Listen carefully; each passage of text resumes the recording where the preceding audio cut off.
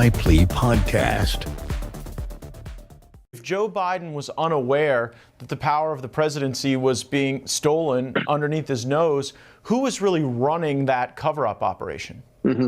Well, it appears to me that Joe Biden was very involved. Her chief of staff was very involved, who pled the fifth when we brought him in and asked him a bunch of questions.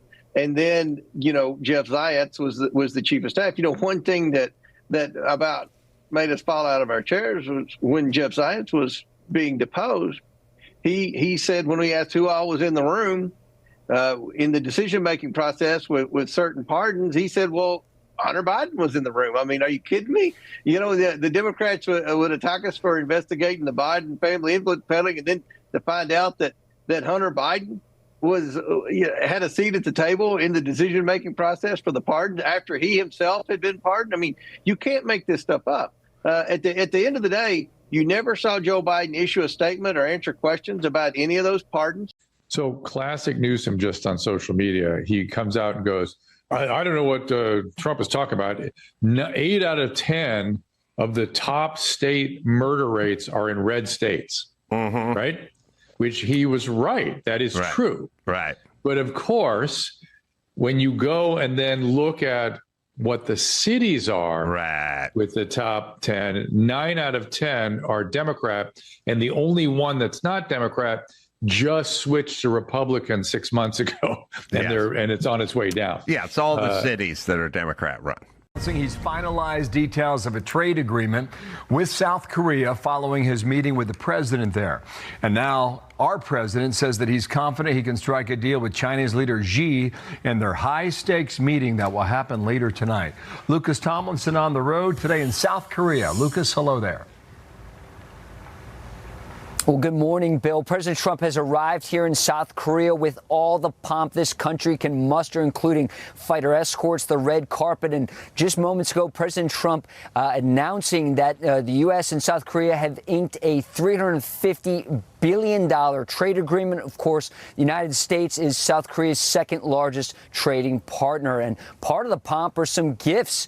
And check this out, Dana. President Trump receiving, in essence, the crown jewels. This crown and necklace, the highest award South Korea can muster. And President Trump is the first American to receive it. And Trump says the trade deal has been reached, and it'll be a grand total of some $20 trillion investment from around the world in the president's first term. Here's the president earlier. I figure that will probably be at 20 or 21, maybe even $22 trillion of investments coming into our country by the end of the first year of my second term.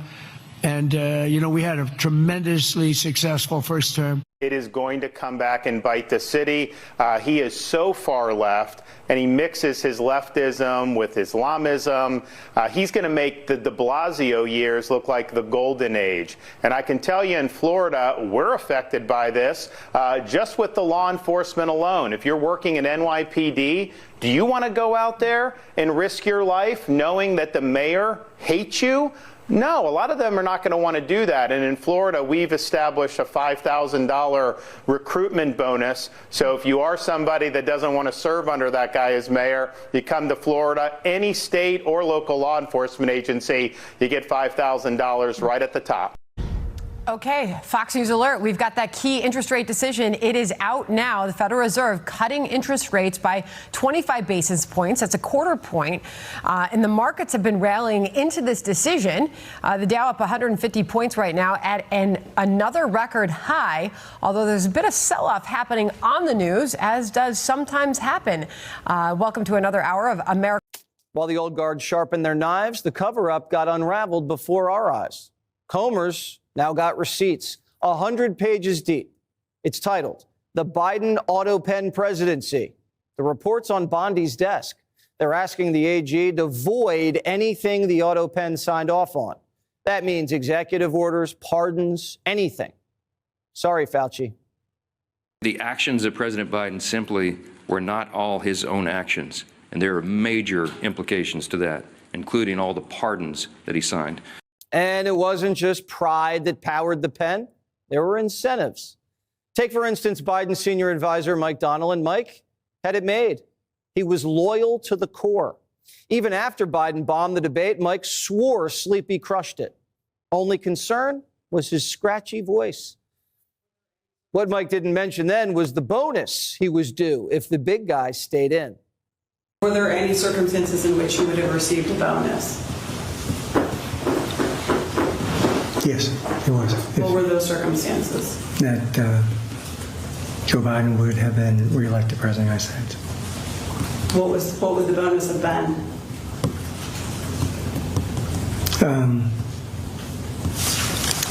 I believe it would have been $4 million. $4 million. So Biden insiders lied for money. Didn't realize defending democracy came with a signing bonus. After what they did to me, and whether it's right or wrong, it's time to go after people. Obama's been caught directly. So people say, oh, you know, a group. It's not a group. It's Obama. His orders are on the paper. The papers are signed. The papers came right out of their office. They sent everything to be highly classified. Well, the highly classified's been released.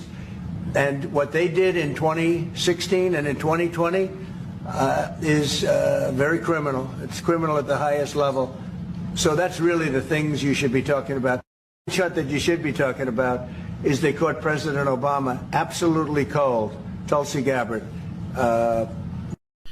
True success comes from having the confidence and the courage to prove the doubters wrong.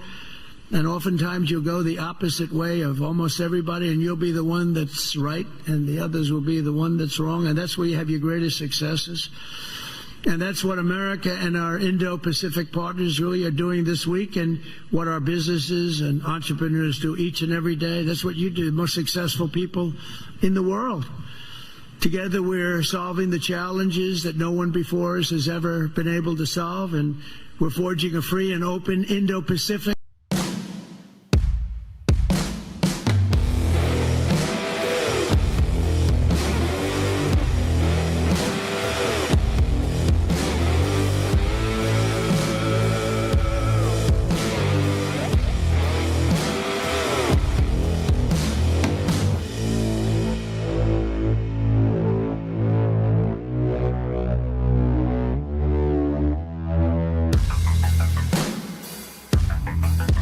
What is it, Wednesday night? Wednesday night, and we are live. I had Thursday in my head for some reason. And we are live. Hope everybody's doing good. As always, be blessed in Jesus' mighty name. Let me say hey to everybody in the chat tonight. JGCK is on. Greg Neidemont is on. Richard Perry 49 is on. Mobetta01 is on. Mr. Cool Dude is on. Wait Away is on. Big Jim Go Blue is on. Supergirl is on. Arcadia Angel is on. Michelle Tall is on. Greg Neidemont is on. Guitar Glenn is on. Prayerworks 2 is on. Peg McGroin's on. Uncle Wally is on. Mobetta01 is on. General Plowman is on. K4 VMS is on. Mike Griffith is on. Veronica 18201 is on. Jeannie Malfeasy is on. TJT1 is on. Gloyd Shaw is on. Let me see here. Lisa Kinzer is on. Granite 2468 is on.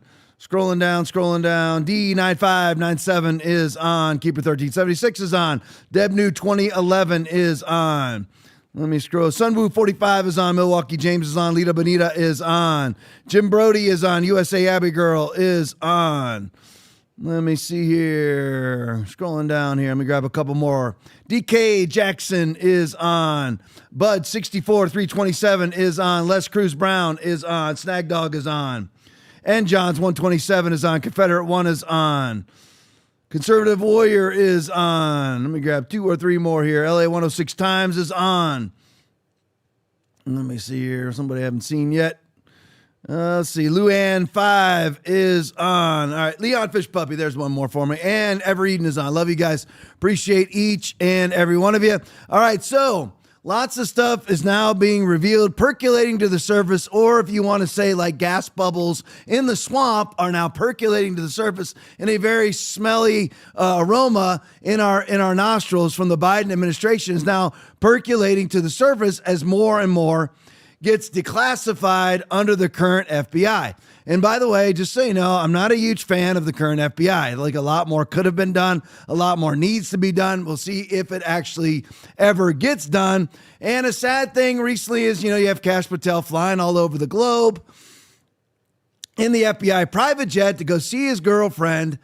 Open up. This is from Kyle Seraphin. It was on Alex Jones today.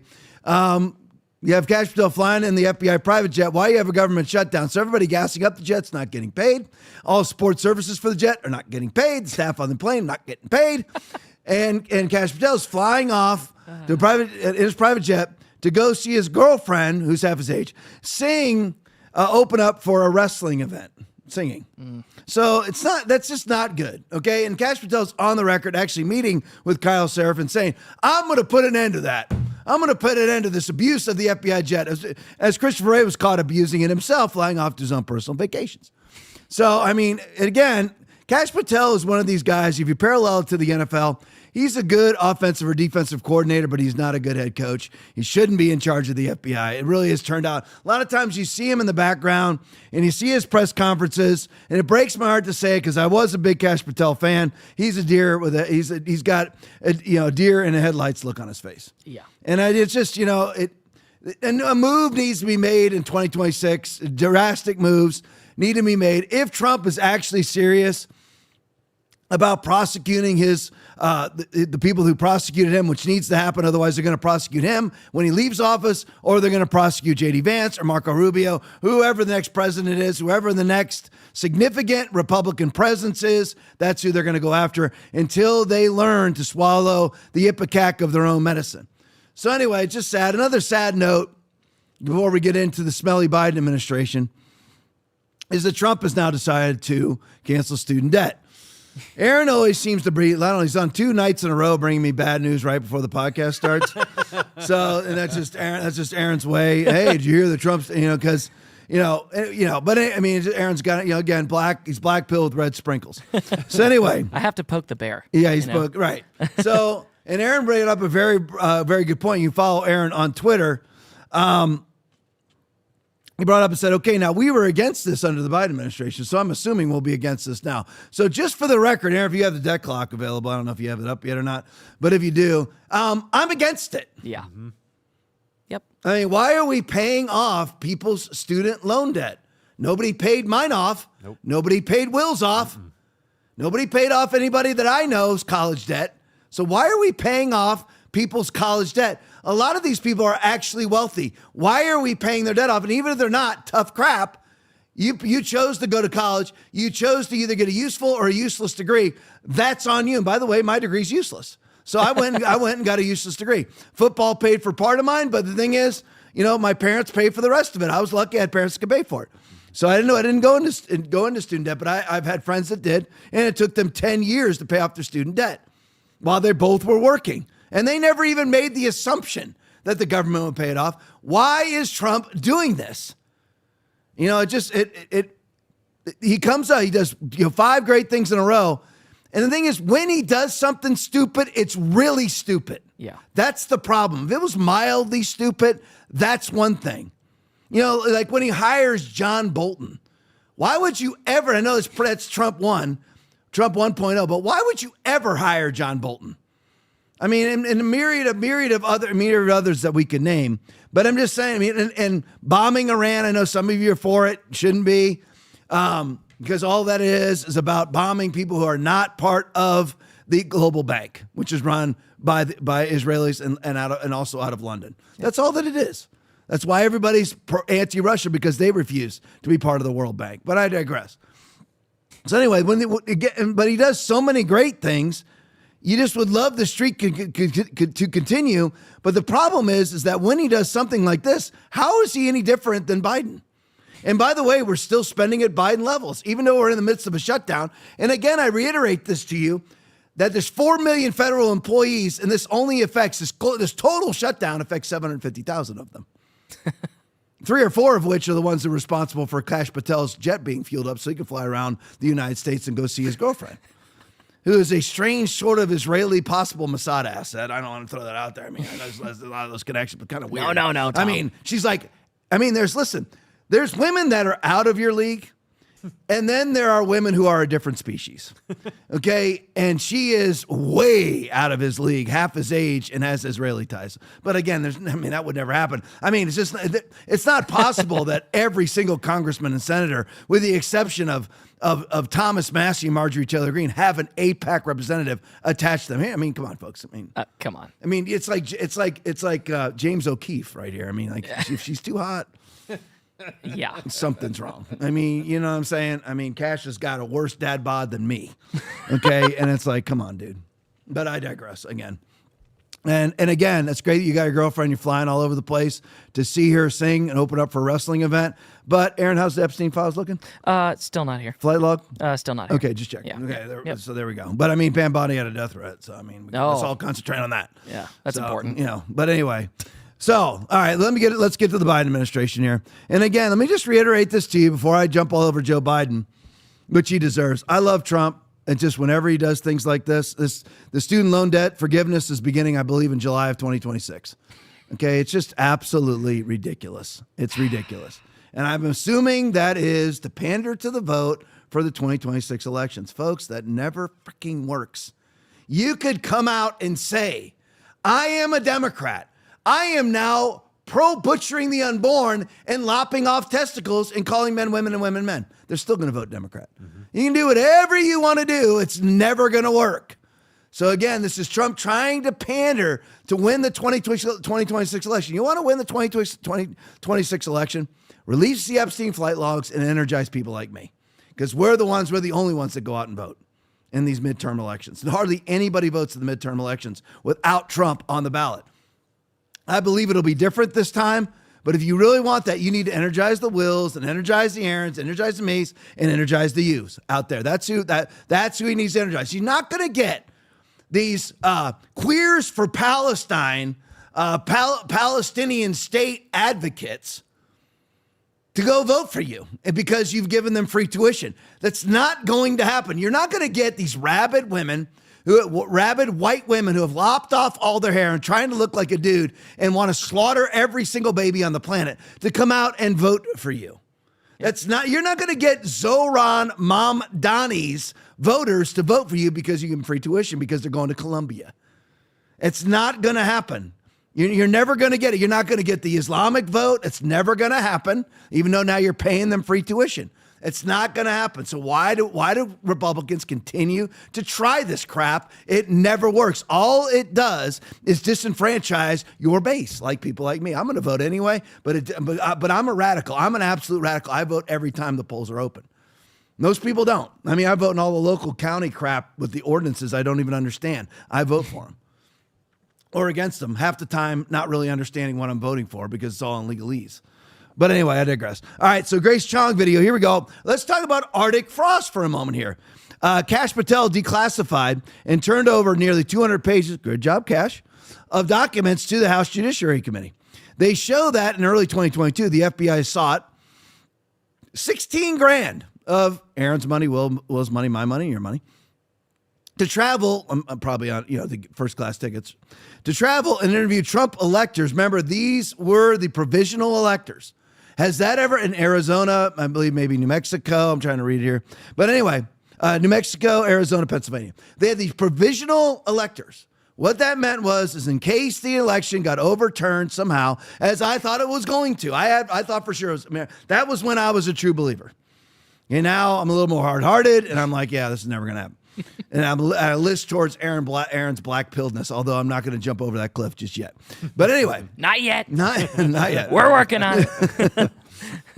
So they've simply put out provisional electors, which at least twice in the history of the United States has happened before. It's provisional electors, not fraudulent electors, provisional electors. So because of this, they open up an investigation, the Biden administration, under Christopher Wray, under Merrick Garland, sponsored by Merrick Garland, and Lisa Monaco, his DAG, Deputy Assistant Attorney General. They open up this operation called Arctic Frost, of course, and now they dispatched the FBI to go to interview Trump electors across multiple states. The state AGs were acting as proxies for the Biden DOJ. because each one of these AGs in each one of these states was a devout rabbit Democrat. Most documents will name DOJ attorneys involved. And guess who was behind it all? Who drafted the actual legal instruments? The probable cause affidavits. Can anybody guess? Norm Eisen. Of course. What a shock. Using his 501c3 that's funded by Will's tax dollars. Will actually pays for Norm Eisen to politically attack Will. That's like literally paying for your own herpes. That's like paying for your own hemorrhoids. That's what it is. Hey, Doc, can you give me some hemorrhoids? I'll pay you 10 grand for hemorrhoids. Norm Eisen and his 501c3 helped draft the indictments. Play for me, Will. We now know, because the documents released today, that this wasn't state AGs going. That's what they wanted to be able to use. This was coordinated by the White House, the highest levels of the Justice Department, Lisa Monaco and Merrick Garland, and Christopher Wray at the FBI. How do we? What's in the documents that leads you to that conclusion, ma'am? On the documents released today. Now let's also give a shout out to Kash Patel, because all of these documents were classified. And what Kash did was he declassified them and turned them over to the House Judiciary Committee. And there are almost 200 pages of documents. Now, some of them, they're largely redacted, lots of gobbledygook. But what we know from this is that in 2022, early 2022, that the FBI asked for a budget of $16,000 to travel to several states. And the people they said they were going to interview, you look at the list, it's all the Trump electors. And so that's where it started. And they conducted all the interviews. And there were interviews of electors, not just in the states where they ultimately charged the electors, fake criminal charges, but also New Mexico, Pennsylvania, people who are state legislators, people who are party officials. It's beyond description to look at the target list. But the most important point is that these state AGs, these 4 Democrat state AGs, Dana Nessel in Michigan, Josh Kaul in Michigan, Aaron Ford in Nevada, Chris Mays in Arizona, and Fannie Willis in Atlanta, Georgia, they were all acting as proxies for the Biden DOJ. And there are going to be more documents, I'm told, that come out and will name the actual attorneys at the DOJ who were orchestrating all of it. I'm absolutely persuaded. We know that Norm Eisen and his 501c3 actually wrote the indictments and did the legal briefs for the prosecutions in conjunction with the DOJ, that those are the ones that were brought in Arizona, because there was a filing that inadvertently showed that the brief was actually prepared by States United for Democracy, which is Norm Eisen's C3. So to argue that somehow these people cannot be pardoned by President Trump because these are state proceedings, no. These are puppet prosecutors who filed the charges at the behest of the Biden DOJ. And we see it all started with the investigations. It was a whole tentacle of Arctic frost. And what happened with this was that they, as well as the J6 Unselect Committee, handed all of their information over to Jack Smith to charge Trump with seditious conspiracy. For all intents and purposes, I don't remember what the specific. It was basically charging with the insurrection charge. But anyway, so all that was handed over. They kind of put it all together. You have these fake electors. These are not fake electors. They're provisional electors. It's already been done by Democrats before. It's just like Donald Trump being charged with denying the election results, which is basically what Fannie Willis was doing, charging him with that when every Democrat in every election that I've seen since 2000 denies the results of every single election they lose. And then they not only do they do that, then you have senators on the floor of the Senate or House representatives, because they actually have to have a senatorial sponsor, demanding on the House floor that the electors not be counted. But they have to have a senatorial sponsor, and they never do. So Maxine Waters does it every time. Why are these people not charged with seditious conspiracy? And then these people are just simply provisional electors. They didn't try to overthrow anything. They were standing by in case the election was overturned via a forensic audit so they could then cast their electors to Donald Trump. That's all that it was. And they were all criminally charged. criminally charged. You have Tina Peters sitting in prison right now, criminally charged for doing absolutely nothing except exposing election corruption. You have these people sitting in prison. What the argument made there in the video with the guest, her last name is Mitchell, but I don't know her first name. It was with Steve Bannon. The argument is that this was a coordinated White House, DOJ, Merrick Garland, Lisa Monaco effort in coordination with local AGs, therefore making it a conspiracy against the rights of these provisional electors. And I know this is all sort of wonky, and it's not exciting, and it's not Mark of the Beast, and it's not CBDC, and it's not World War III, and Trump, massing troops near Venezuela, which, the Venezuelan part's true. And I know it's not, but if this is not taken care of, folks, first of all, we have people that have suffered. This goes back, this is the 2020 election, suffered for years being bankrupted by Democrats. And I know that it's very, very general to say by Democrats, but that is simply an accurate assessment. It's always by Democrats, destroying people's lives, putting people in prison. And a lot of times it's very easy for all of us. And by the way, I'm very entertained by podcasts. I love watching Bannon. I love watching Alex Jones. I love doing this podcast. It's entertaining and it's fun. But for many people like Tina Peters, they're in prison, freaking prison. If Donald Trump wasn't president right now, he'd be in Rikers Island, New York, in the federal section of that prison.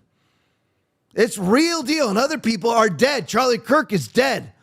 You have many of our soldiers suffering right now, spending the rest of their youth in Leavenworth because of ROI, right? Rules of engagement. Yeah. ROI violations under Barack Obama because they blew up the wrong building during a war. And Barack and Michelle, who have never, ever lifted a finger to help another human being in their entire life, let alone fight in a war. He'll send drone strikes to kill Americans. But other than that, never will fight in a war.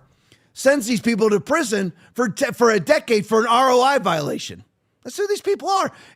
Sometimes it gets very, very real. And this is very real for these provisional electors who are simply asked to answer a call of duty and say, you know what, yeah, I'll stand by as a provisional elector. Well, how could that hurt? Because here's the historical precedent for it right here. And then you have Norm Eisen draft prosecutorial documents against them.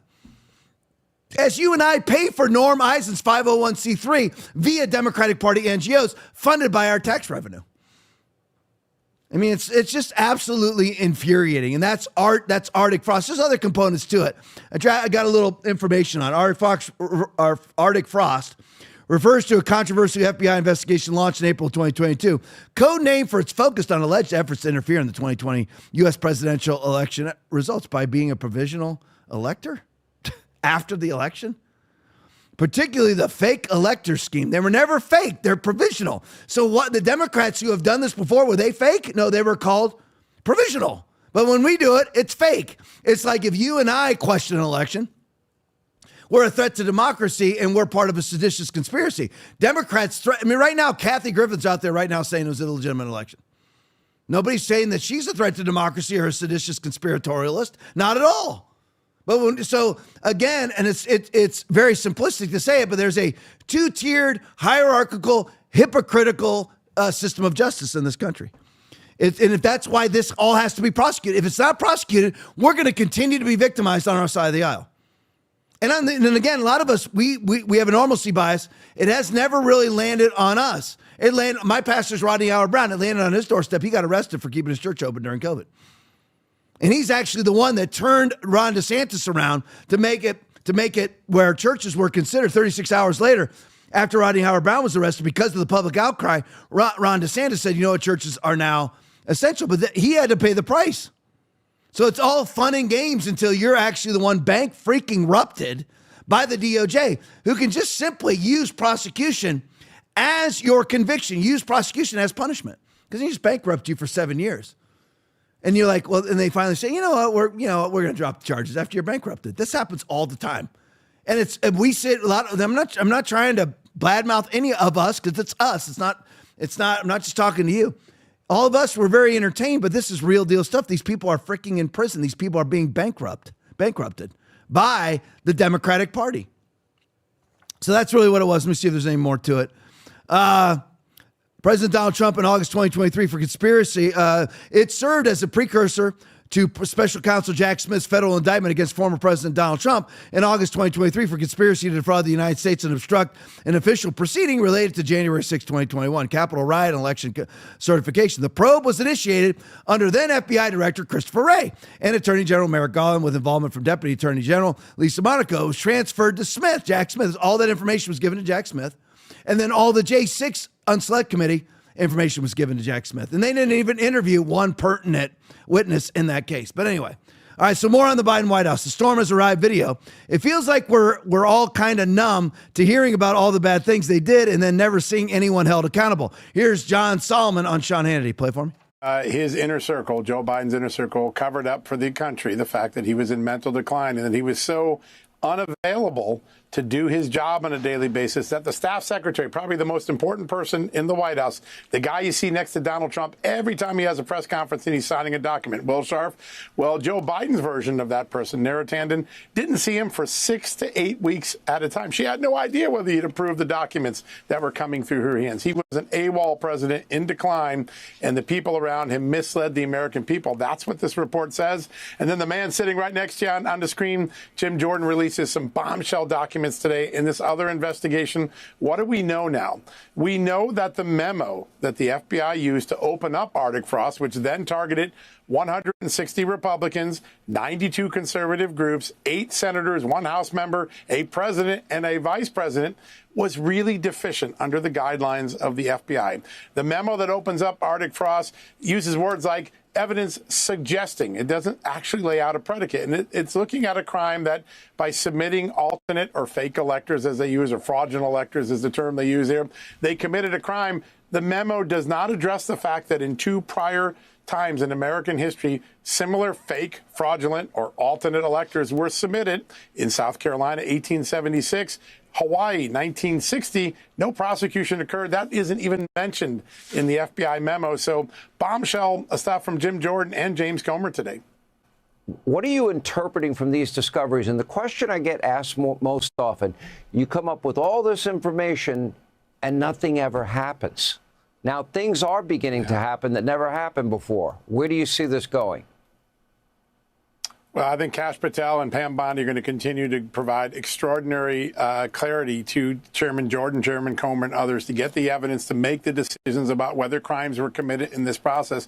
What you're seeing in Arctic Frost is a redo of Russia collusion, a weakly predicated case that looks like a Democratic opposition research project being done by the FBI, and you got the National Archives and Congress helping them. I think that that's what this is going to turn out to be, another Russia case. You see a prima facie case that they abused. So the Arctic Frost targeted 160 Republicans. 160 Republicans were potentially investigated, including 8 GOP senators.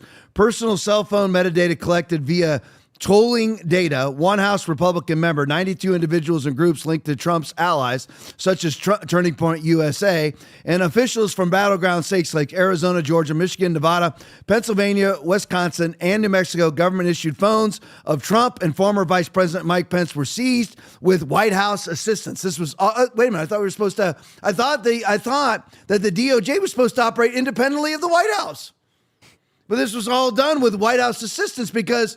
What no prior president has ever done was hand over the prior president's phones ever until Joe Biden comes into office. We all know it wasn't Joe. It was the people underneath him like Ron Kaine and Susan Rice and a myriad of Jeff Zients. By the way, they ought to just go ahead and put a portrait of Jeff Zients up in the White House as the 46th president of the United States, because that's just running. Everybody knows who Jeff Zients is, right? No, neither do I. Until the last year or so, I've known who he is. But that's who the president of the United States was for all of 21, 22, 23, and 24. It was a man by the name of Jeff Zients. That's who ran the country. That's who ran the auto pen. That's who gave okays or not okays to use the auto pen was Jeff Zients. So that's who's actually, there he is. That's who's running the country. Another effeminate man. Again, as always, an effeminate man who looks like he's in a long-term gay relationship with some dude. That's who, and probably is. But that's Jeff Zients. That's who was running the country for the 4 years of the Biden administration. All right, moving on. Real Robert video. We'll move on to a little auto pen here, do a little auto pen. One of the greatest criminal conspiracies ever perpetrated on the American people. Play for me. When the president signs, he communicates his assent and endorsement of the action he takes. The auto pen is a device that signs the president's signature to a document. The Oversight Project, of which I am a board member, has discovered that the Biden White House deployed an auto pen to affix President Biden's signature to pardons, prison commutations, executive orders, and presidential proclamations. The Oversight Project's research has found that the Biden White House first deployed the auto pen to affix President Biden's signature to a proclamation on day 5 of his administration, and that there were at least 3 different auto pen signatures in use throughout President Biden's tenure in the White House. In June 2022, the Biden White House began deploying the auto pen to sign clemency warrants and executive orders. Auto pen use skyrocketed from there. We found that of the 51 clemency warrants issued during the Biden presidency, over half, 32 in total, were signed with an auto pen. And these include some of the most controversial acts of clemency of the Biden presidency, including death row commutations and the preemptive pardons of members of the Biden family, Dr. Anthony Fauci, General Mark Milley, and more that were issued in the final days of the Biden presidency. We reviewed President Biden's schedule and his publicly available media and were unable to find any record of President Biden's personally approving these actions, such as a statement issued by the president himself to reporters. See, the auto pen is for a very, very specific person. I'm not going to deep dive too long in auto pen, but we've talked about it because we talked about it before. But auto pen is supposed to be for if the president is in Taiwan and a bill comes through, some innocuous bill, some furtherance of funding, whatever it may be that he has to sign. And then he writes an email to whoever it is that's going to turn the machine on and says, I am officially giving you permission to use the auto pen to affix my signature to this document. They can't find one of those in 4 years. Now, there's differing reports. Alex Jones reports they can only prove that Joe Biden actually signed 2 bills. Period. That's Alex Jones reporting. And by the way, most of his reporting, 99% of the time, is accurate. According to this man that was testifying right here, who I don't doubt either, maybe differing opinions about what was the auto pen, what usually matching signatures, whatever it may be. But according to him, day 5, they initiated the auto pen. And then in June of 2022, they started signing clemencies and pardons via the auto pen. That's never been done in history. Never. I mean, that would be akin to you signing your mortgage via auto pen. You know, it never happens. You sign clemencies and pardons, including Hunter Biden's pardon, Fauci's pardon, Milley's pardon, were all signed via auto pen. Who signs their own son's pardon via auto pen? Somebody who's not cognitively there at all. And here's the thing. It's not a matter of the cover-up's one thing. Yes, they didn't tell us that Joe Biden was cognitively so impaired that he could no longer be president. They didn't tell us that. That's one part of it. Then you have the idiots like Jake Tapper, Pravda, Goebbels Media, Ministry of Truth Media, who goes, oh, nobody ever told us, so we didn't know. Jake, you didn't watch every single interview of Joe Biden, the very few that he did. And that's clue number 1, Jake, is that he's not doing interviews. It's kind of a problem. You see Trump interview every single day of his life, multiple times a day, multiple press conferences, flying all over the globe, signing all sorts of agreements with people for rare earths and financial investments and everything else. So Jake Tapper, oh, we didn't know. Like, nobody told us. You know, sometimes, you know what? I don't need to walk outside and say, somebody needs to tell me whether it's day or night. I can tell you right now, I can look out here and I can tell you it's nighttime. You know why I can tell it's nighttime? Because there's no light. Nobody told me it was night, idiot. It's night. There's no sunlight outside. I don't need to go out. I don't need somebody to come out. If Will and I go outside together and we walk outside and it's hot, I don't need Will to inform me that it's hot. I know it's hot. And if it's cold, I don't need Will to tell me that it's cold. I know that it's cold. Imagine publicly professing, like Jake Tapper, I'm an idiot and then writing a book about it, and people actually buy the freaking thing. But point number 3 is it's not a matter of all these people living in denial, both those at the White House for politically expedient purposes and those in the media for politically expedient purposes, selfish, nasty, disgusting, repulsive, immoral purposes. But they also wanted Joe Biden to be incapacitated. That's really, now we need to stop saying cognitive decline, because he wasn't just in the midst of cognitive decline. He was in the midst of complete incapacitation. They actually tried to keep him out of the Oval Office. He was rarely ever there. The one that I'm side by side that for me, Aaron, when you have a second, just the best you can. This guy here, former special assistant to the president. Special assistant, this is an everyday sort of thing. You're with him every day. Saw him twice in 2 years. Oh, wow. Why? They tried to keep him out of the White House. That's why why does nobody, I know the media, Pravda, Goebbels, Nazi media like Jake Tapper, they have their job. They receive their instructions, Mockingbird, CIA instructions from the CIA. You will say this and you will say that. That's them. I'm not excusing them. They're immoral. They're repulsive. They're spineless worms. All right. That's one thing. All right. But then you have White House staff. Okay. So why is it that those on the left don't consider it odd that they built another White House press room and Oval Office across the street? Aaron, is that not strange? It's very okay, odd. Because it's never happened. Aaron's 25, 26 years younger than me. Will's 16, 17 years younger than me. He's never seen it. Aaron's never seen it. I've never seen it. Those of you who are 10 years older than me have never seen it. 30 years older than me have never seen it. And those 40 years younger than me have never seen it. They actually build another Oval Office. Remember, that's where he got his vaccines in public, not in the actual Oval Office.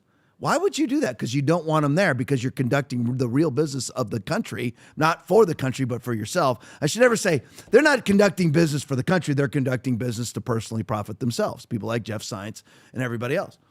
They actually wanted Joe Biden to be incapacitated so Barack Obama could run the country. That's exact, and destroy the country and try to turn our country into a globalist state. Run out of London, run out of Davos, run out of Glasgow, run out of the global banking system. That's what they wanted. Leverage us into a one world commerce system with a singular access point controlled by the Obamas.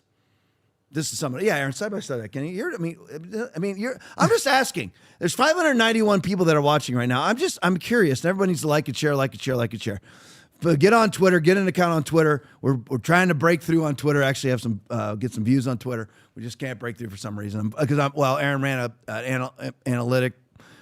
it just got us some analytics done on our account, and we're shadow banned via the algorithm to this day. I know Elon runs it, but we're still banned. But anyway, so if you're a leftist and you've stumbled upon this podcast, how do you justify this? They don't build this for Trump. They didn't build it for Obama. They didn't build it for Bush. I'll just go back. Let's just go back in order, shall we? They built this for Biden, didn't build it for Trump, didn't build it for Obama, didn't build it for George W. Bush, didn't build it for Billy Clinton, didn't build it for Herbert Walker Bush, didn't build it for Ronald Reagan, didn't build it for Carter, didn't build it for Ford, didn't build it for Nixon, didn't build it for Lyndon Baines Johnson, LBJ, didn't build it for John F. Kennedy. It was built for Joe Biden. Weird. It's like they didn't want him in the Oval Office. Is exactly what they did. And all of you on the left think it's perfectly fine that they build an alternative Oval Office and press room across the street and ship Biden over there so that and then what did they call themselves? His staffers. Does anybody know what they called themselves? They called themselves the Politburo. That's what that's proven fact. They've all acknowledged it under oath. They called themselves the Politburo. They were running the country, but again, they're not running the country. They're using the country like a whore to financially prosper themselves and to gain fame to financially prosper themselves. All right, so let's go to the next one. Oversight Committee. Watch Ian Sams, one of Joe Biden's spokespersons, met with him only twice in over 2 years. Play it for me. How often would you say that you interacted with the president in person? I interacted with him pretty infrequently. So weekly, monthly, what are we talking about? Very infrequent. I think I met with the president a handful of times during my tenure in the White House. I want to introduce Exhibit 2 as it's being passed around. It's a tweet from Alex Thompson at Axios summarizing, pulled a couple quotes of interview you did on MSNBC, and one of the quotes says, "When I deal with him, he is sharp," him being President Biden, and he is asking tough questions. Do you recall this? I got to say, that doesn't look anything like the president that I know. When I deal with him, he's sharp, he's asking tough questions. That's the President Biden that so many of us experience every single day. So this statement, the basis for this statement was your interactions somewhere between 1 and 5 times. Yes. Okay. Do you think that's a bit misleading? I think it was pretty direct and honest, and said that when I do deal with him, he's sharp, and he was asking incisive questions during my meetings with him.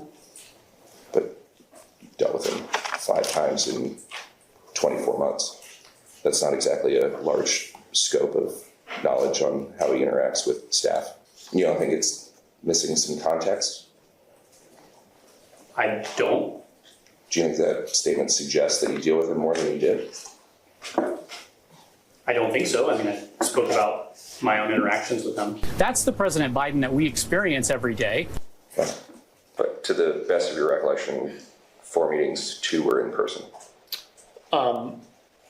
2 that were, the 2 that I described to you that I, at the very onset in the Oval, one was a Zoom where he was at Camp David, and I was a participant in the meeting. The phone call, I think there was another meeting, or another engagement, but I can't remember off the top of my head what it was. I'm sorry. No, it's okay. I'm just trying to get an understanding of, so the immunity decision was virtual with him at Camp David. There was a phone call regarding Hunter Biden's testimony. Yes. An in-person meeting regarding Hunter Biden's testimony. And one other in-person meeting? About Special Counsel Hur's testimony. About Special Counsel. So 2 in-person meetings. Sure, at least that, yes. Okay. 2. So he's a former special assistant. He's special assistant to the president. Just side by side the next one, guys. Here he is again, just to put out there. New York Post put out just to verify the story for everybody. Ex-Biden spokesman who asserted he saw sharp Prez frequently admits to seeing him. He saw sharp Prez frequently admits to seeing him twice in 2 years. And it's pretty vague, too. Were any of those 2 meetings actually via Zoom? So, Will brought up a really valid point. So here you are, a special assistant to the president. My question is, what are you doing for 2 years then? Because I guarantee you he's making 6 figures. So what on earth are you doing as you never meet with the president as a special assistant? This is a day-to-day job. This is you go and you're around President Trump. His special assistants are with him 24/7, talking to him before, during, and after every meeting. What's this guy do for 2 years? 2 years, he meets with him twice? What does he do all day, every day? As he gets paid $300,000, $400,000, $500,000. I mean, well, not $500,000, probably between $100,000 and $200,000 a year. I'm just curious, what does he do all day? And you look at this here. Aaron was talking about where is he lying here? Is he now lying so that he can say that he wasn't part of the cover? Sorry, dude, too late. You are on the record again. I guess these people. He looks like he's relatively young, somewhere in his 30s. I get, he was definitely raised in the digital generation. Everything you've said is recorded, moron. So we have you on the record saying, I didn't ever deal with a cognitively declining president, the one that I meet with every day, the one that we meet with every single day, that he met with him twice in, let's see here now. Let's just add it up, shall we? So what in a course of 720 days, he met with him twice and claimed he meets with him every day. Every day. I met with Biden pretty infrequently is how it starts. And then he says a handful of times. Anybody describe twice in 700, and let me add it up again, 730 days? If you met with him twice in 730 days, would anybody describe that as a handful of times? I mean, these people are such disingenuous, disgusting liars. All right, let's go to the next one. Jesse Waters video, just some more behind the scenes of what was going on in the Biden administration while you and I were languishing through it. Just in, Barack Obama, Jesse Waters video, just in, Barack Obama dropped an F-bomb on Pelosi. Play it for me. Did you hear about the secret meeting? Pelosi snuck into the White House just to see the auto pen. She goes to have a secret meeting with Joe Biden in the White House. As the meeting concludes, and Pelosi's not telling him directly to get out, but reiterating the message that she said to Jonathan, that these two devout Catholics take out their rosaries and they say a prayer together. And Pelosi leaves. It is the last time that they had any meaningful exchange of words. This is a new scoop about the coup. Nancy was literally praying that Biden would bow out. But not everybody was on board, including the hubby, Paulie P. Pelosi talks to her husband, Paul Pelosi, and Paul answers the phone by saying, Kamala? No. You did what? What? Kamala? Paulie P. knew Kamala was a bad investment. Barack, too. He called Nancy and was dropping F-bombs when Nance endorsed Harris behind his back. You report that Barack Obama called her basically asking, what the F did you just do? Obama says is basically, what Nancy, what was that all about? And clearly irritated. No, she was pissed off. She was angry. He was angry. The clear message was, why did you do that? Inside Biden world, everyone knew the truth. There's only one Messiah. Quote, at least one Biden official believed that Obama didn't believe the then VP could win. There's only one Black Jesus. While the old guard sharpened their knives, the cover-up got unraveled before our eyes. Comer's now got receipts, 100 pages deep. It's titled, The Biden Auto Pen Presidency. The report's on Bondi's desk. They're asking the AG to void anything the auto pen signed off on. That means executive orders, pardons, anything. Sorry, Fauci. The actions of President Biden simply were not all his own actions, and there are major implications to that, including all the pardons that he signed. And it wasn't just pride that powered the pen. There were incentives. Take, for instance, Biden's senior advisor, Mike Donnellan. Mike had it made. He was loyal to the core. Even after Biden bombed the debate, Mike swore Sleepy crushed it. Only concern was his scratchy voice. What Mike didn't mention then was the bonus he was due if the big guy stayed in. Were there any circumstances in which you would have received a bonus? Yes, it was. What were those circumstances? That Joe Biden would have been reelected president of the United States. What was the bonus of Ben?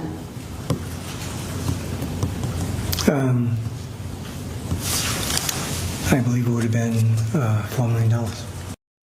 $4 million. So Biden insiders lied for money. Didn't realize defending democracy came with a signing bonus. The Democrats are so lucky that we're under this grace covenant, that God does not operate the way that he did in the Old Testament right now. Yeah. All right, because you're in there and you're like praying this rosary as two baby butchering monsters.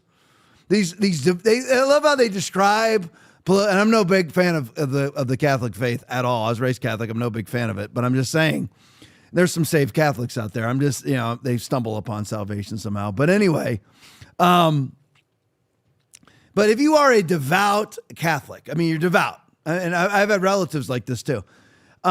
How in the world are you pro-choice? I mean, it's not pro-choice, it's pro-murder. So somehow you're a devout Catholic and the official stance still coming out of the Vatican, even though they just opened a Muslim prayer room inside the Vatican. Congratulations, Catholics. Their official stance still is you cannot slaughter the unborn, that it is actually a sin to murder people in the womb. So how exactly are you, quote, a devout Catholic, as Pelosi and Biden claim to be, when you slaughter the unborn, you're pro-homosexual, you're pro-transgender, you're pro-lopping off body parts? I'm just curious, how exactly are you a devout Catholic? Again, you could just label yourself anything these days. I'm a born-again Christian. Okay, how are you a born-again Christian? Because I love Jesus. That doesn't qualify. Loving Jesus means that you obey his commands. John 14:15, 1 John 5:3. That means this is love for God, to obey his commands. That's what it means to be a Christian. So how exactly are you a devout Catholic? How do you love the Catholic faith when you do not obey its tenets and commandments? I'm curious how that works. You're not. It's like It's like you going in and you're dressed as a Kansas City Chief and you go and say, you know what? I'm a Raider. No, you are how are you a Raider when you are dressed as a Kansas City Chief, employed by the Kansas City Chiefs? No, I'm a Raider. That's how weird this world is, how inverted and crazy this world is. And one last comment on that video. That Mike Donilon, Biden's campaign coordinator, or whatever you call it, campaign chief, I love how he acts like he doesn't know the answers to the questions. I mean, if you and I were, I would just ask everybody out there, probably have a myriad of people watching, probably have some millionaires that are watching, got some rich people, some poor people, and myriad of people watching. If you were guaranteed, because what Mike Donilon got was a $4 million check just to work for Biden, that was guaranteed.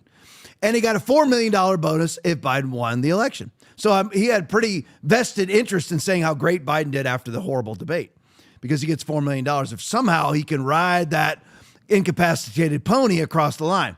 But anyway, so I just love the disingenuousness of it all. I mean, it astounds me. Here you are under oath on Capitol Hill, sworn to tell the truth. And you're sitting there. Now, was there any bonus guarantee? I believe if Biden won, I would receive, what was it again? $4 million. And he fades off as he's saying it, $4 million. I mean, everybody knows if you were going to receive $4 million, you would be able to say, I'm getting $4 million. Mm-hmm. Yeah. No matter how rich you are, you would be able to say, I'm getting, it wouldn't be ambiguous. It wouldn't be a mystery shrouded in mist. It would simply be, yeah, I'm getting $4 million if he wins. I get $4 million to sign, $4 million if he wins. Pretty easy, isn't it? Mm-hmm.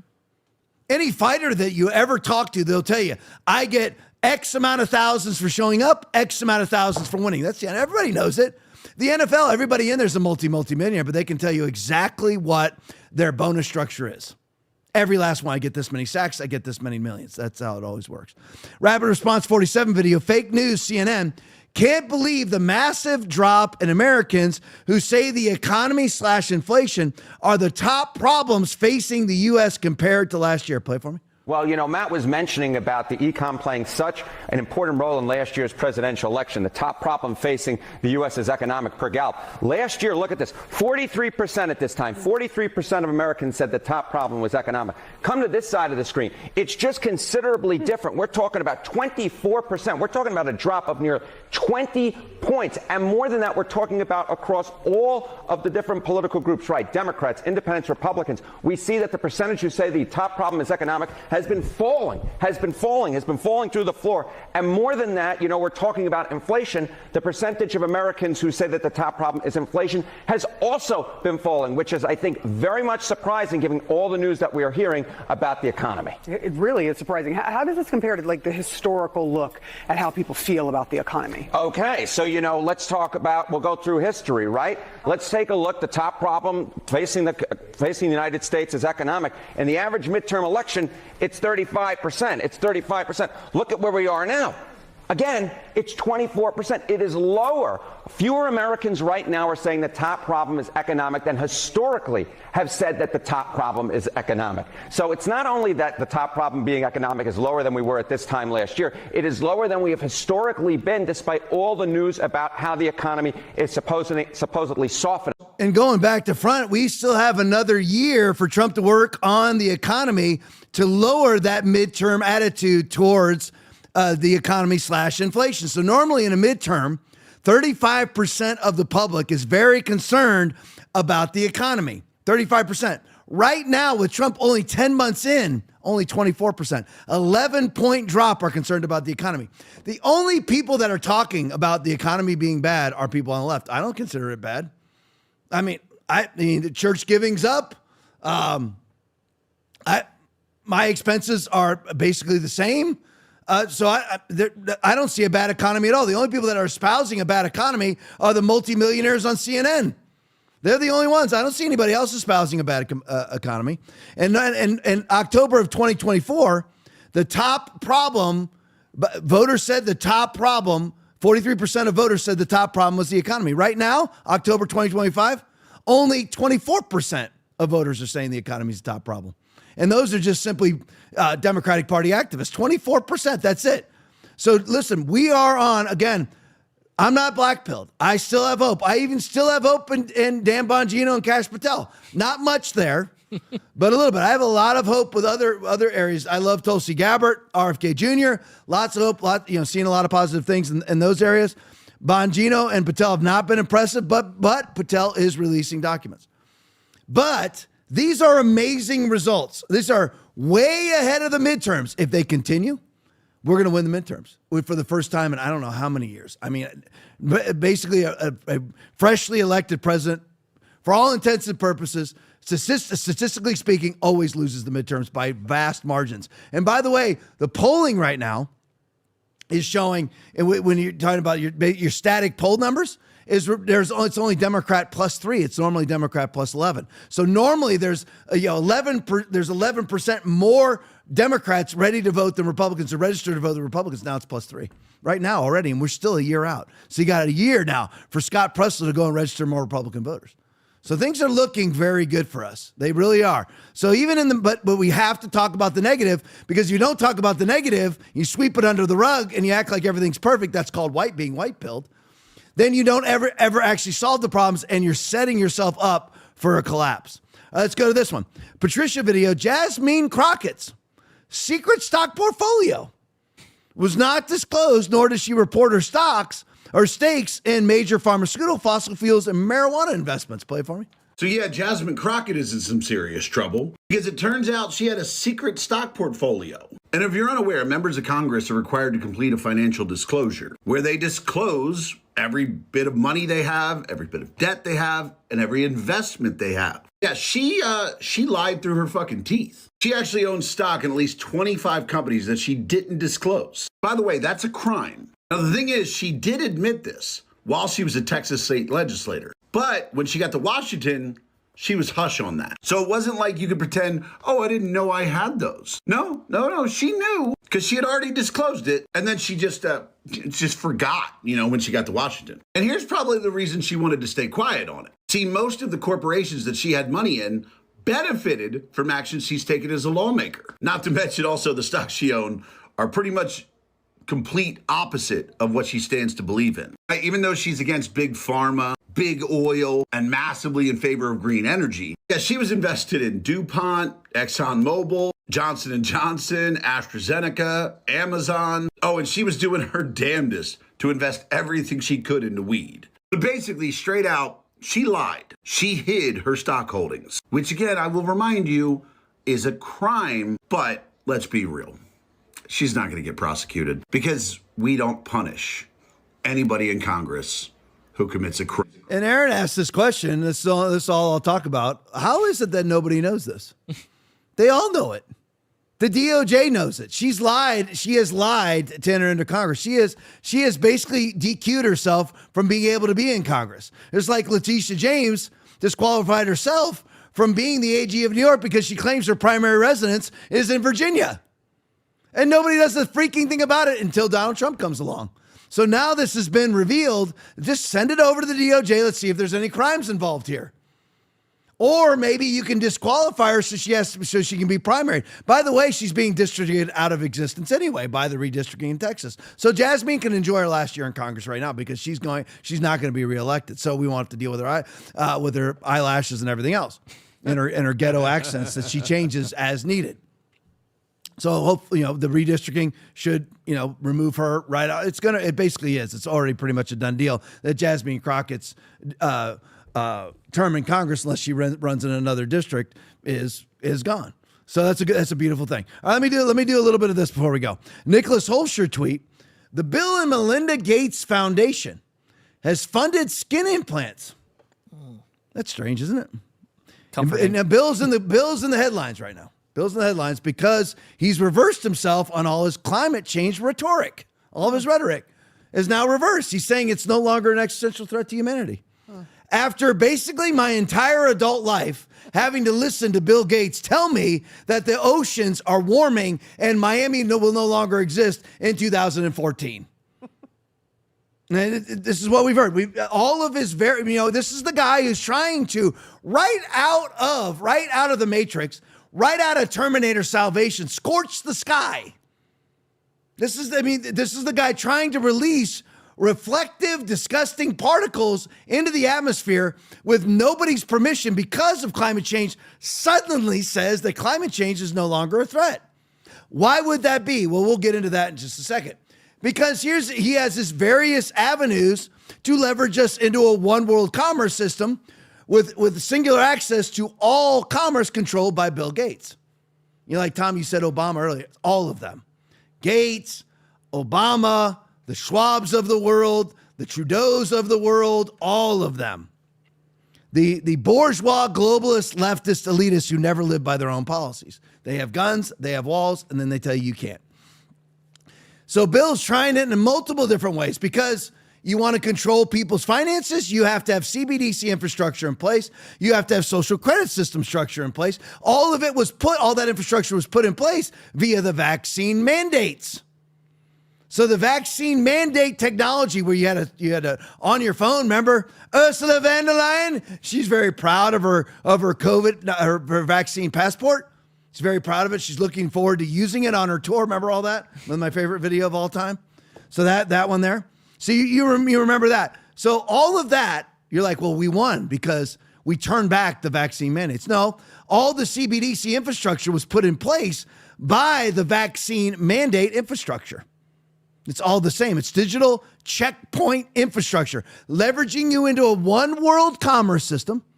One world commerce system. What I mean by one world commerce system is that it is basically governed by a one world government, a one world commerce system with a singular access point to all commerce. I'm not just talking about grocery shopping here. I'm talking about getting teeth pulled, medical procedures, travel, anything else. One world commerce system with a singular access point controlled by Bill Gates. He didn't make it all the way with his pandemic, which he funded, along with Fauci and Peter Daszak and Eco Health Alliance and Ralph Barrick and numerous others that I don't have time to get into right now. But anyway, the Bill and Melinda Gates Foundation has funded skin implants, microneedle patches. There's your singular access point to the one world commerce system. You've got to have your microneedle patch to swipe in, which can be turned off at any time they want. Which now you're going to have to begin to talk about Revelation chapter 13, 16, 17, and 18. That he causes all, both small and great, rich and poor, free and slave, to receive a mark on their right hand or on their forehead, and that no one may buy or sell except one owes the mark of the name of the beast or the number of his name. Here you go. Funded skin implants, microneedle patches that deliver permanent quantum dot, who's been saying quantum dot technology for the past 5 years? Me. Yeah. To verify vaccine status. This won't just be for vaccine status. This will be your passport. Again, singular access point. They determine whether you get in or get out via your mark. Whether it starts off as a QR code on your phone, Excelsior Pass in New York City during COVID, Arrive Can app in Canada during COVID. The Green Pass in Israel during COVID, the Green Pass in China during COVID. Why is that? Why does anybody ever ask why it is that those two countries called it the same thing? Because Israel sells our technical secrets to China all the time. The truth about Israel. Doesn't make me a friend of their enemies. I hate the Islamic faith and I don't want a Palestinian state and I stand against Islam. Doesn't make me a friend of Islam. I'm certainly not. I hate the Islamic faith. I don't hate Israelis. I am suspect of every one of our allies who spy on us, and the worst spy of all is Israel. It's weird how they call their Green Pass the exact same thing, which was a vaccine passport. Ursula von der Leyen, her COVID passport during COVID. It's already there. Those were QR codes on your phones, where in order for you to get on a train, you needed to swipe your vaccine passport saying that you either had a negative test in the last 2 weeks for COVID or you had your updated vaccines. But don't worry, Aaron, it was voluntary. Yes, of course. But that's the whole thing. Singular access point. They decide whether you get in or get out. And not only is it a singular access point, they actually give you the ability to get in, and they can just shut that off. It's all part of that singular access point. So the only way for you to get in is a microneedle patch. I know it's not here right now. I understand it, but just so you know, this is not from 5 weeks ago. This is not from 5 years ago. This is from 5 days ago. The authors of the Gates-funded study, Aaron, don't worry, it's just a study. Oh, okay. Note that the quantum dot markings Don't worry, Aaron, that doesn't connect with the mark of the beast. No. Should persist for at least 5 years. Oh. The quantum dots, S10C5HQDs, encapsulated polymethyl, I want that in my body, whatever that is, methacrylate, microspheres, can be detected with adapted smartphones for use in real-world settings. Yay. Single out, you don't have it, you don't get into the grocery store. You don't have it, you don't get your tooth pulled. You don't have it, you don't get a transplant surgery. There it is. So then, singular access point, controlled by them. And you know what? You vote wrong, they just simply turn off your quantum dot tattoo, the quantum dot microneedle patch. Shut it off. Oh, Will bought a firearm. So you know what, Will? No dialysis for you. Simple as that until you pay the social media price for it. Quantum dot implants would be used as biological vaccine passports, where their detection in human skin would be required to enter grocery stores, restaurants, gyms, and travel. Just so you know, Nicholas Holscher is as far from conspiratorialist as possible. He is an expert on all this stuff, and that's the truth. Go to the next one for me. Nicholas Holscher video coming soon. The Gates Foundation's new microneedle patch. Play it for me. They're moving on to microneedle patch implants funded by the Gates Foundation. These are already developed, and they'll actually install quantum dots in your skin, which are detectable with smartphones in real-world settings. That will be used as a biological vaccine passport system where you won't need it on your phone. You'll just scan your, your wrist or wherever this quantum dot material is inserted into your body. So that's what they have planned, I think, for the next vaccine passport system. They have the mRNA construct factories in place already across the world. mRNA vaccine factories. We just need to mess around. There's a lot of lipid nanoparticles, and some are very self-assembly. They already have the vaccine passport applications in place, right? So this was all prepared. That's why Bill Gates will keep saying, he's like, oh, COVID was just a trial run. Albert Bourla even says, COVID was, for me, like a rehearsal. We'll have to prepare for the next one. That, I'd say is, will get attention this time. So there you go. And that's put on by Peter McCullough right there. Far from a conspiratorialist right there. Go to the next one for me. MJ Truth Ultra tweet. Oh boy, into the heart of darkness we go. Breaking the Bill and Melinda Gates Foundation is now being investigated for funneling millions into PLA and Chinese PLA fronts, violating IRS rules and funding foreign governments, just like they funded the Chinese, the Wuhan Institute of Virology, run by the Chinese Academy of Sciences. The exact same thing. How in the world? That would be like sending money to Stalin's Russia or Hitler's Germany during the war. Or during the Cold War for Stalin and during World War II for Hitler. But this is the thing. Hear his wisdom. Let him who has understanding calculate the number of the beast, for it is the number of a man. His number is 666. Revelation chapter 13, verse 18. We need to understand these things. We need to see them. And then we need to be the 2 Thessalonian restraining. 2 Thessalonians chapter 2, starting in verse 3, running through verse 8, what I call the great restraint. It's not called the great, but we need to be the restraining until we are removed out of the way via the rapture. There you go. All right, that's good. 10-12 tonight. Rumble Rants tonight, Lita Bonita, $50. Robin Roney, $5. Thank you guys so much in the rant. Love you guys in the rant. Love you guys in the chat. Stick around for the post game back here tomorrow night at 9 o'clock. Love you all. God bless you. Progress is not optional. Progress is the nature of God, for the Lord your God is a consuming fire. So progress is not optional, it's Christianity. But then you're telling me, Tom, like I've really got to be moving forward and gaining ground? Yes! Why would you not want to?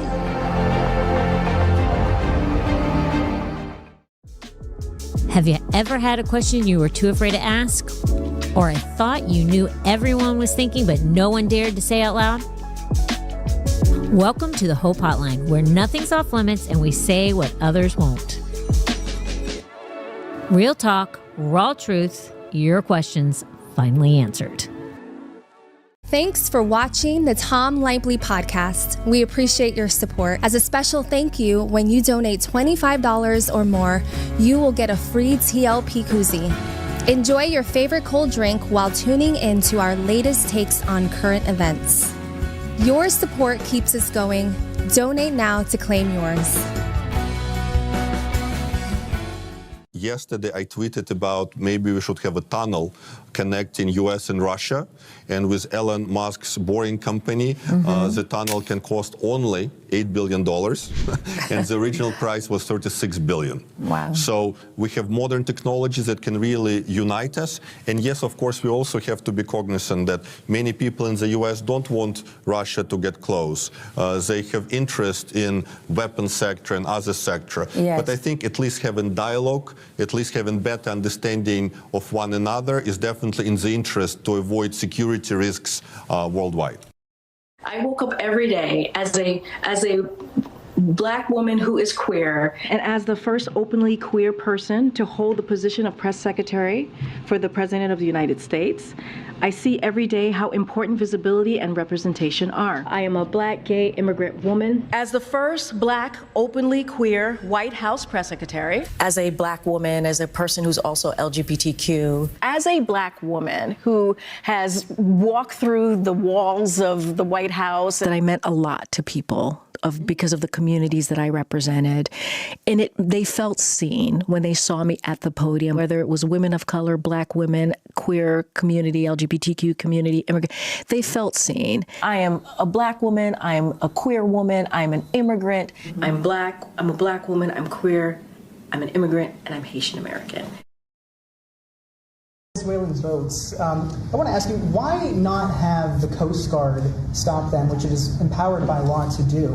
You know, this way you can confirm who's on the boat and ensure that they're doing what you suspect. Because we've been doing that for 30 years, and it has been totally ineffective. They have faster boats. Some of these boats are seriously, I mean, they're world-class speedboats, but they're not faster than missiles.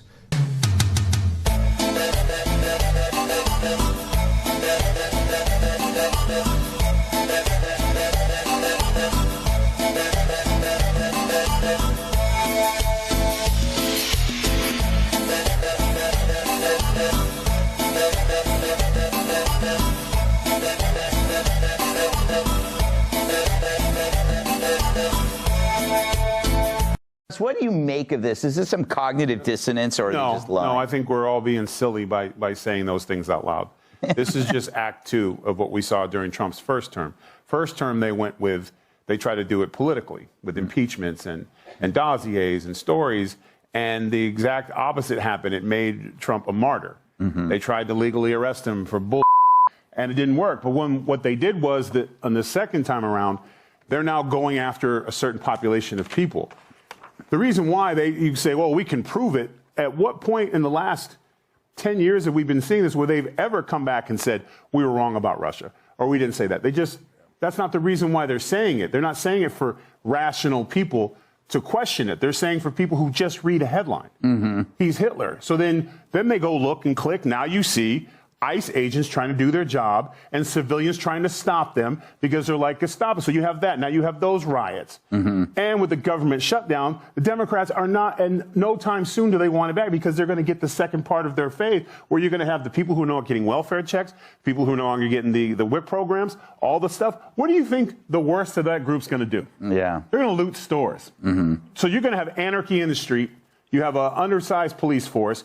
You have ICE and the National Guard dealing with immigration. So then pretty soon, you're going to have to do what? National Guard is going to have to deal with just keeping people safe on the street, because in the two biggest cities, New York and California, you're going to have complete unrest. That's their plan. His presidency will be nothing but burning buildings and fires, and eventually it doesn't matter what's next, because they will ruin a second term with everybody fighting in the streets, and that's all they're going to see. So they don't have to say, oh, I didn't mean to call him Hitler. They've already done it. They've already convinced. If you convince 5 million people in this country that somebody's Hitler, you can destroy cities with that. Yeah. Look what happened in Minnesota. They are running their plan. There is no government, the government shutdown. This is Trump shutdown. They can't stop him, because if they worked with him, he would have one of the most successful presidencies in history. So that means what? An easy way for Vance or Rubio or whomever chooses to run the Republican Party? No, so they will destroy it from the ground up with the lower part of our society, unfortunately. That's a gloomy. What do you make of this? Is this some... Go ahead, make a rap for your naughty. It's a rap. Get the guap, spin the rack on your naughty. Spin the rack. Come through, give a dab to your naughty. If you really feeling good, spin a track for your naughty. Go ahead, make a rap for your naughty. It's a rap. Get the guap, spin the rack on your naughty. Spin the rack. Come through, give a dab to your naughty. If you really feeling good, spin a track for your naughty. I know,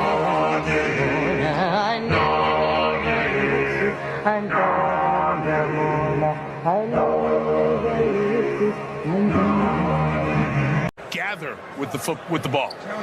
Watch that. That's just one dribble right there. Here, how many steps? It's the gather. Whoa! Oh my goodness! Wow! Come on. Okay. Yeah, we could have played till we're 50.